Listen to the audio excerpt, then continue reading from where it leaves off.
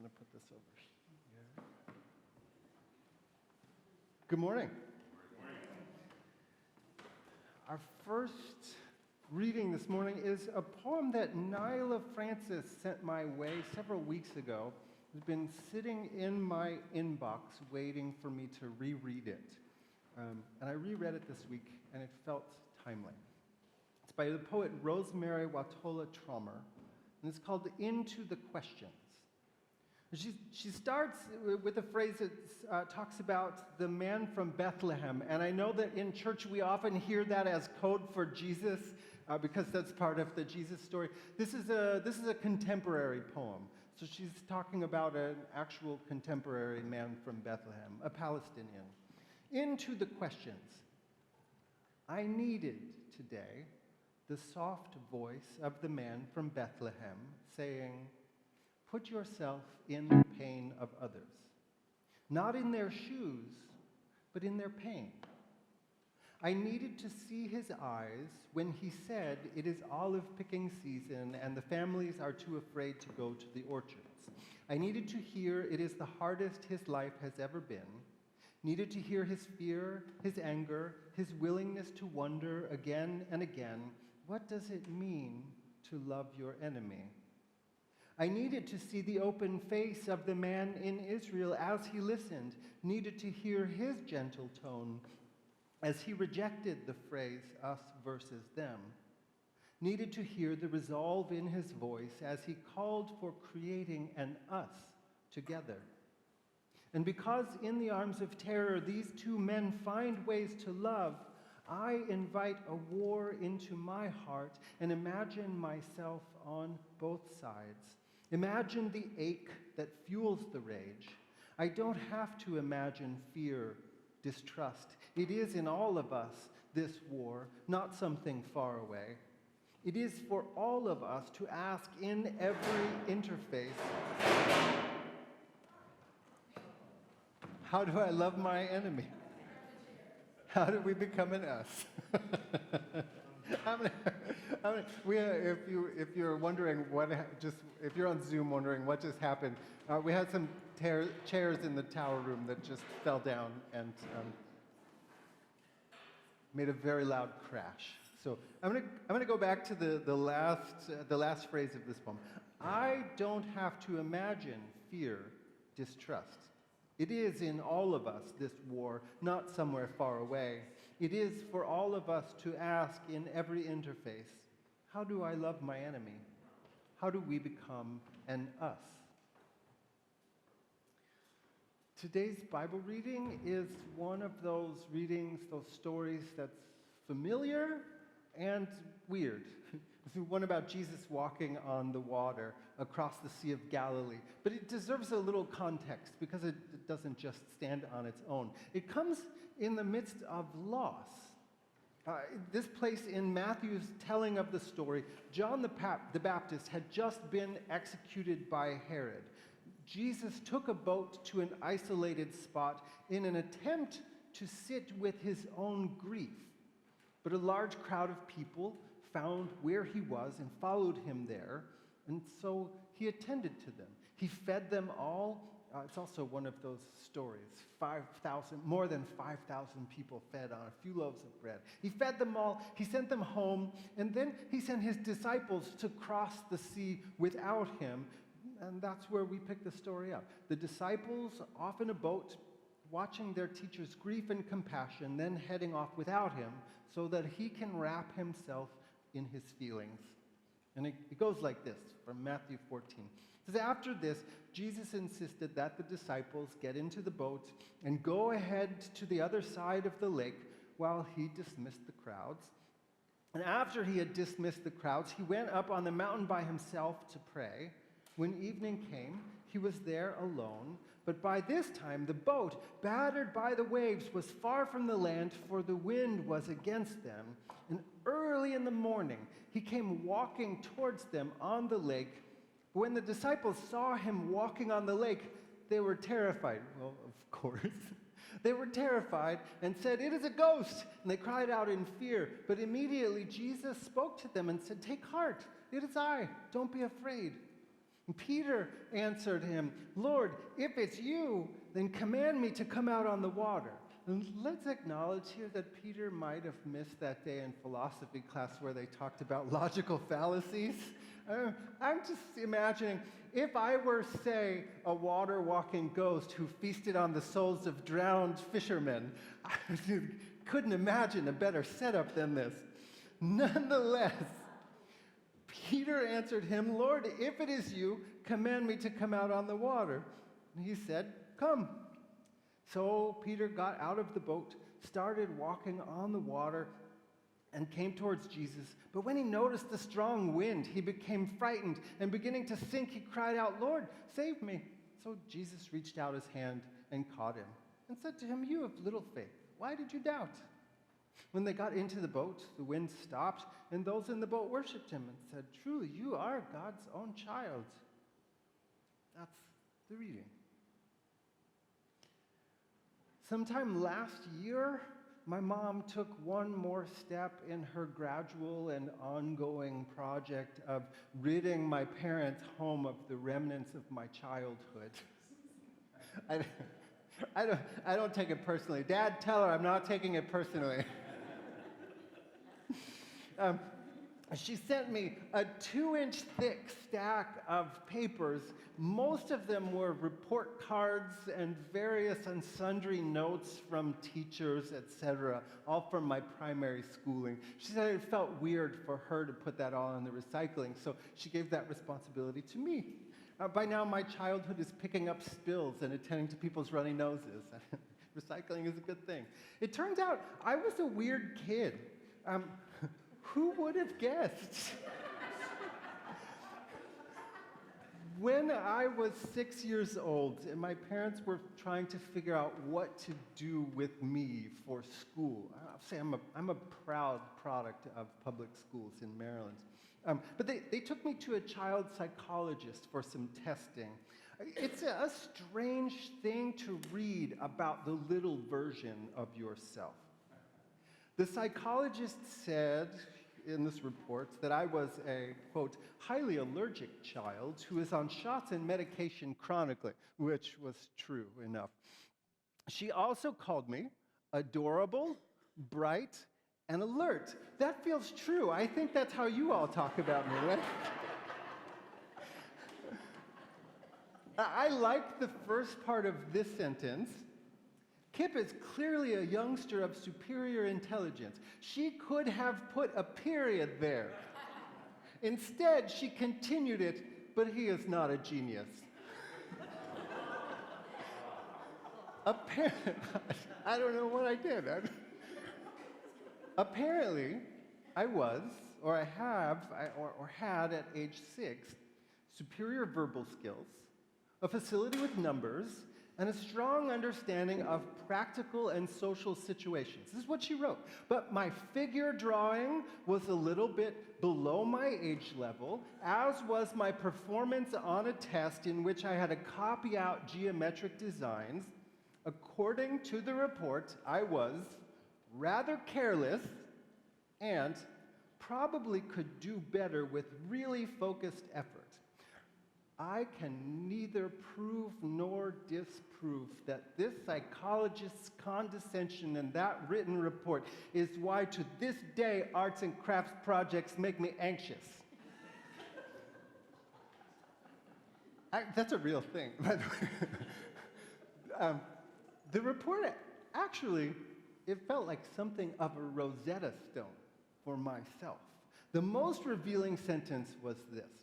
He is achievement-oriented, but is easily frustrated.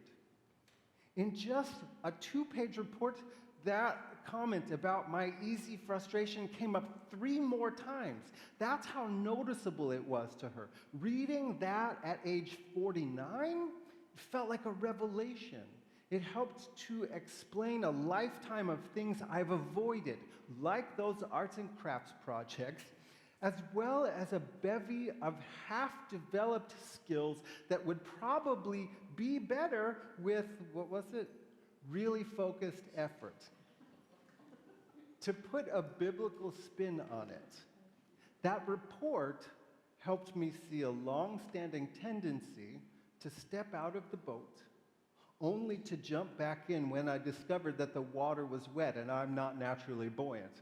That's true, by the way. I can't float to save my life. I better never fall off of a ship. During Lent, we've been inviting you all, and if you haven't seen the emails or weren't here last week, if this is the first time you're hearing it, we're inviting you all to help us create this altar that we've got at the front of the room by bringing something that represents you, or some part of you, maybe some part of you that you find difficult to love. We welcome you to tell us the story about it, or just bring something and lay it on the altar without comment. But today, I am, later on, I'm going to put this pack of saxophone reeds on that altar to represent all of those skills that got stuck once I discovered that they took some really focused efforts. It's also, though, going up there as a gesture of love to that easily frustrated 6-year-old. People tend to think of this Bible story as a story of Peter's failure, probably because Jesus does seem to scold him at the end of it when he starts sinking. He says, "You have little faith, why did you doubt?" But I wonder if we could see that failure itself as a success, because Peter was willing to risk himself in attempting something new and bold. And maybe the real power of the story is that when he falters, he's got someone there to encourage him and to help him draw out more of himself than he knew was there. Some of you might have seen that principle in action. We're going back to the half-developed skills and the easily frustrated 6-year-old. You might have seen that in action in this sanctuary. I am not as brave as Michelle.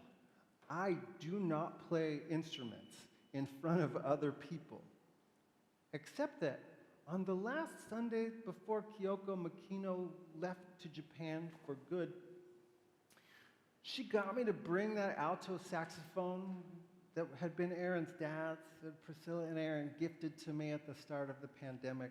She got me to bring that saxophone that I've still hardly learned to play. Really focused effort, remember?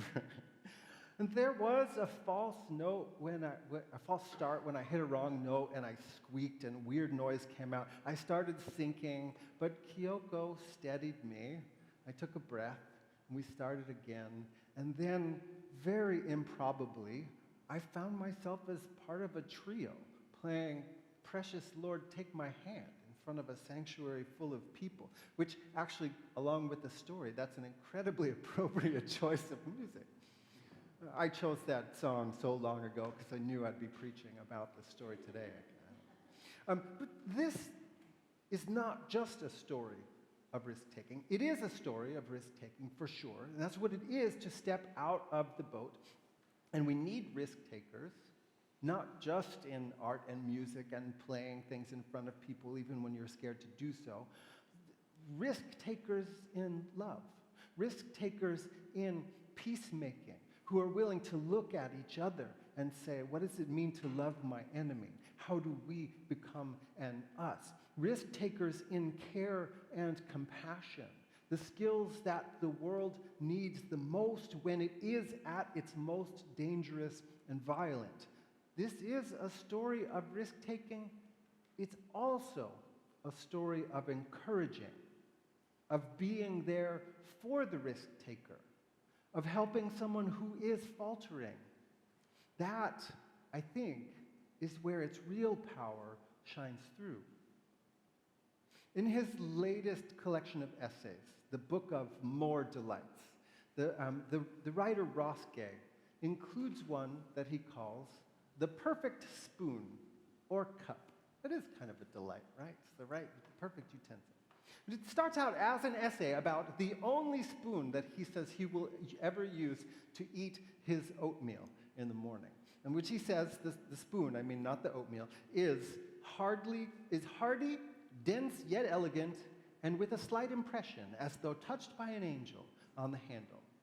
He said the spoon's perfection seems to make everything taste better.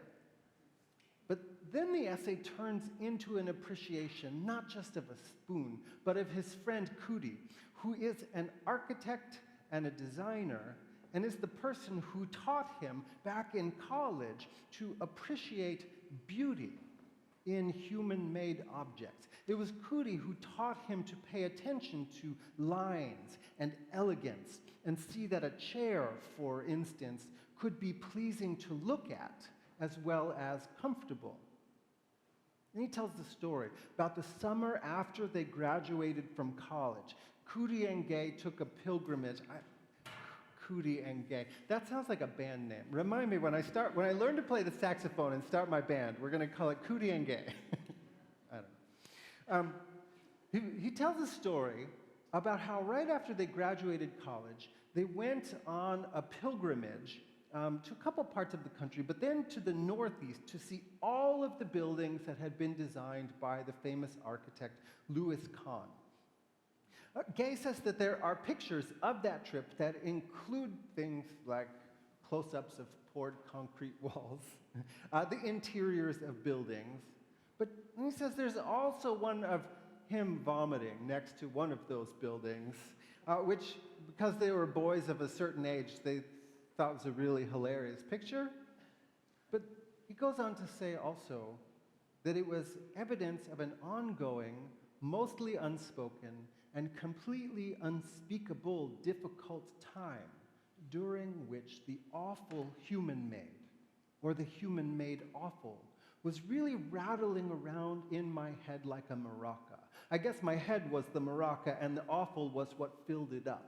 No small balm in the midst of which to have a friend pointing out to what is not only unawful, but truly beautiful.